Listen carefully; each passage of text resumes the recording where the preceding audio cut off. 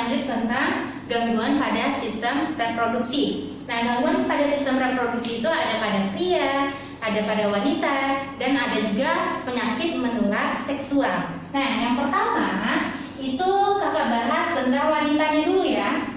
Ada namanya dysmenorrhea. Biasanya ini nyeri haid itu. Jadi kalau wanita lagi menstruasi, dia akan merasakan nyeri. Jadi nama gangguannya adalah dysmenorrhea. Ini penyebabnya, jadi ini namanya nyeri haid ya.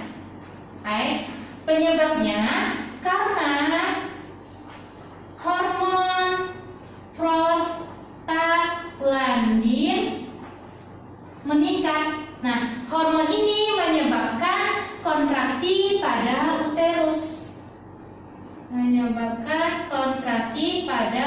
uterus.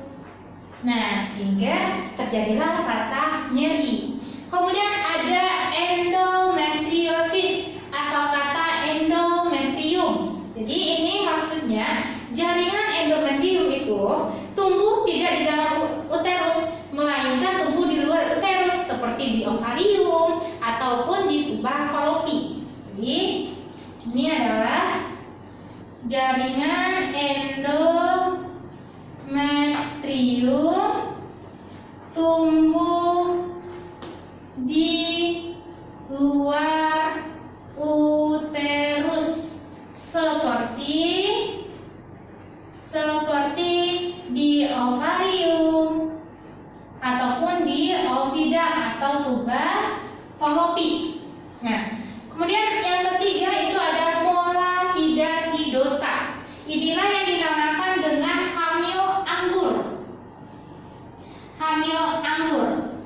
Jadi ibu-ibu kalau yang dia seperti hamil, perutnya juga gede, tapi tidak ada janin di dalamnya, melainkan ada cairan. Penyebabnya karena ibu itu kekurangan gizi. Jadi molahidatidosa itu tidak terbentuk janin, ya, karena si ibunya kekurangan gizi. Ya, namanya hamil anggur. Kemudian kanker serviks. Kanker itu adalah sel yang tidak normal tumbuh atau dinamakan juga sel abnormal. Namanya serviks berarti yang tumbuh di serviks atau leher rahim. Kemudian mioma uterus. Mioma itu ada daging yang tumbuh di dalam uterus. Daging tumbuh dalam uterus. Nah, tadi dinamakan juga dengan tumor jinak. Oke, ini ada beberapa kelainan atau gangguan pada sistem reproduksi wanita. Selanjutnya, ini gangguan pada sistem reproduksi pria. Oke, kanker penis.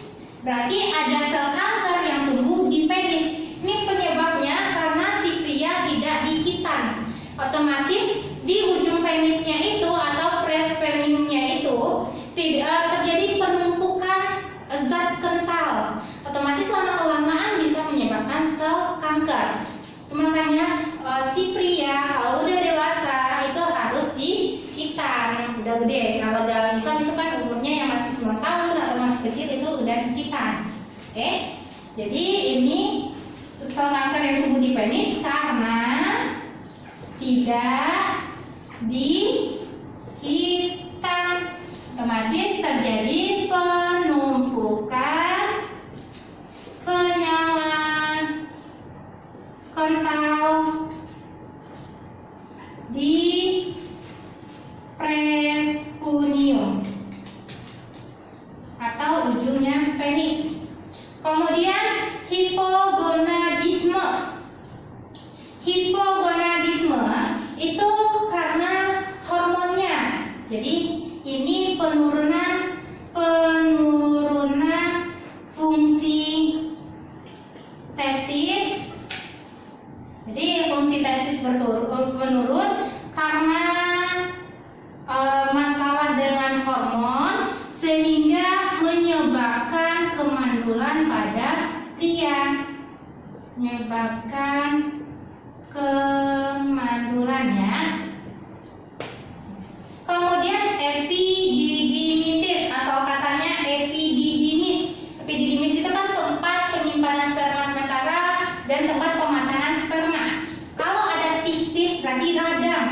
Jadi ini adalah radang pada epididymis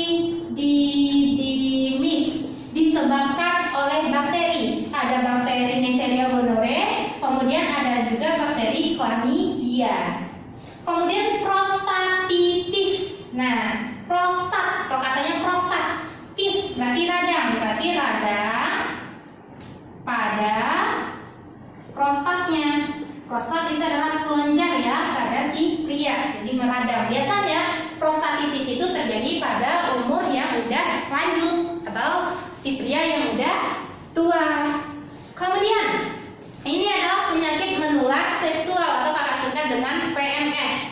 Ada kira-kira sekitar 5 macam. Yang pertama AIDS, penyakit AIDS. Dia disebabkan oleh virus.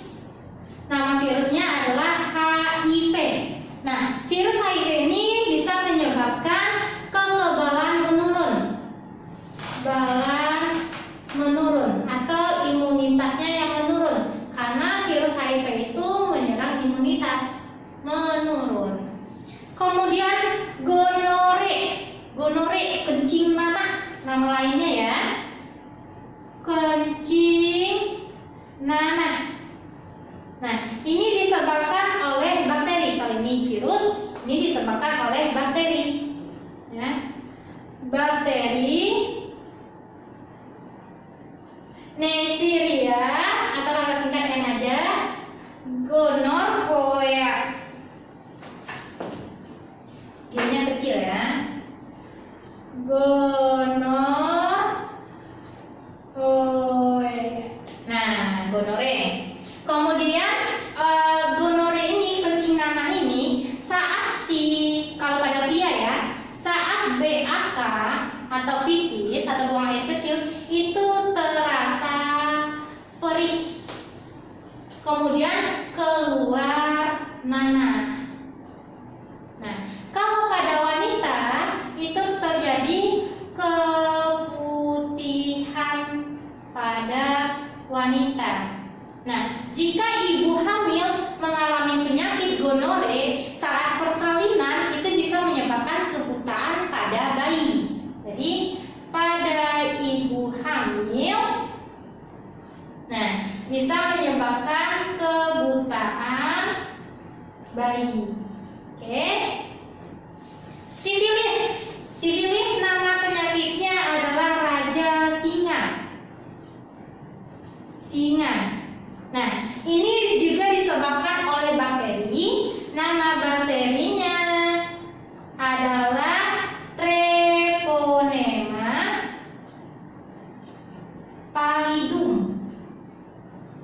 Nah, raja singa. Jadi ini bisa menginfeksi alat kelamin. Nah, jika orang tersebut misalnya menggaruk alat kelaminnya, kemudian bisa juga menularkan ke mulutnya atau ke organ lainnya. Jadi penyakit sifilis itu dia luka tapi tidak perih.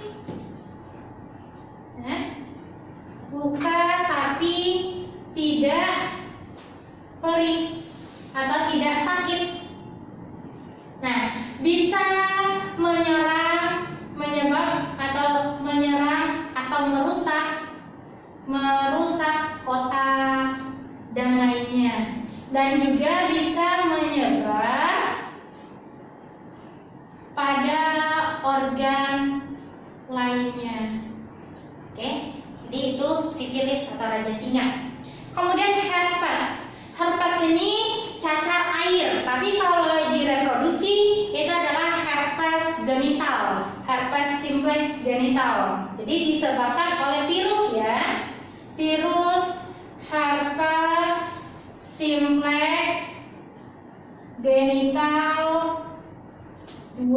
Jadi inilah yang menyebabkan herpes. Herpes itu dia juga luka, tapi kayak luka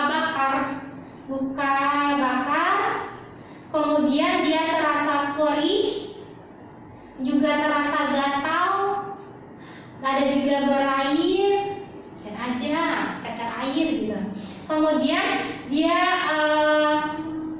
gatal, berair, kemudian ada juga orang bilang seperti luka melepuh gitu ya, luka melepuh.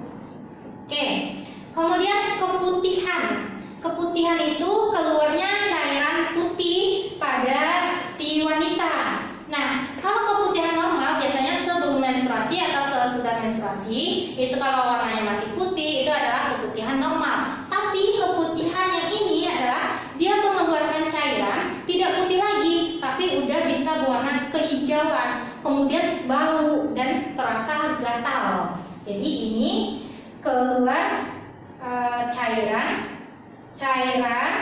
keputihan. Nah, kemudian bau dan terasa gatal. Nah, ini disebabkan oleh dua. Jadi keputihan ini bisa disebabkan oleh bakteri, Chlamydia, ada juga disebabkan oleh jamur Candida albicans.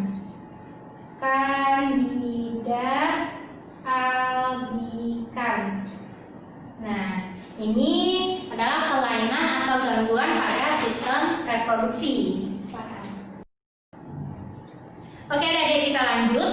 Nah, ini kakak akan bahas materi terakhir tentang dari sistem reproduksi, yaitu alat kontrasepsi dan KB. Nah, alat kontrasepsi itu ada beberapa macam ya, ada 4 macam. Nah, yang pertama itu ada secara alami. Biasanya kontrasepsi itu secara alami menggunakan sistem kalender. Nah, maksudnya orang itu tidak melakukan kopulasi saat si wanita masa subur. Biasanya kalau siklusnya 28 hari, berarti hari ke-14 itu adalah masa subur. Nah, jadi ini maksudnya tidak melakukan hubungan saat masa subur. Oke. Kemudian ada yang kedua, sterilisasi. Jadi ini sifatnya alat kontrasepsinya untuk selamanya ya, permanen. Ada vasektomi, ada tubektomi, asal kata vas. Nah, ini terjadi pemotongan atau pengikatan pada vas deferensnya. Jadi ini pemotongan pada vas deferens. Jadi ini pada pria ya. Kemudian tubektomi, asal kata tuba. Berarti ini pemotongan atau pengikatan pada tuba falopi. Nah, ini pada wanita ya. Sifatnya ini permanen, nggak bisa lagi kalau mau punya anak lagi disambung lagi susah ya. Kemudian secara mekanis ada IUD, ada diafragma sama kondom. Kalau IUD itu bisa berupa T atau spiral, jadi bisa berupa spiral bentuknya ya, spiral atau T. Nah, ini dimasukin ke dalam uterus. Fungsinya apa? Agar tidak tidak terjadi kehamilan gitu. Tidak terjadi implantasi atau implantasi pada zigot itu. Kemudian diafragma. Diafragma ini dipakai oleh wanita biasanya ya. Nah, ini fungsinya agar mencegah sperma supaya tidak masuk ke uterus.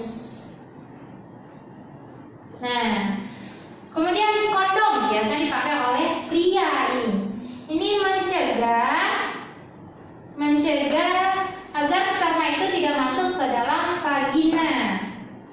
Mencegah sperma supaya tidak masuk ke vagina. Nah, itu secara mekanisnya. Kemudian secara kimiawi. Kalau kimiawi berarti ada zat-zat yang dimasukin ya. Yang pertama ada spermicida. Spermicida itu berupa jeli atau tablet. Nah, fungsinya ini untuk mematikan sperma. Jadi dia membunuh sperma. Mematikan sperma. Mematikan sperma. Nah, yang sering digunakan itu ada juga pil KB. Pil KB itu berisi di sana ada hormon estrogen dan hormon progesteron. Fungsinya ini adalah untuk mencegah ovulasi, berarti pelepasan si sel telur. Kemudian ada suntik KB, itu berisi levonorgestrel.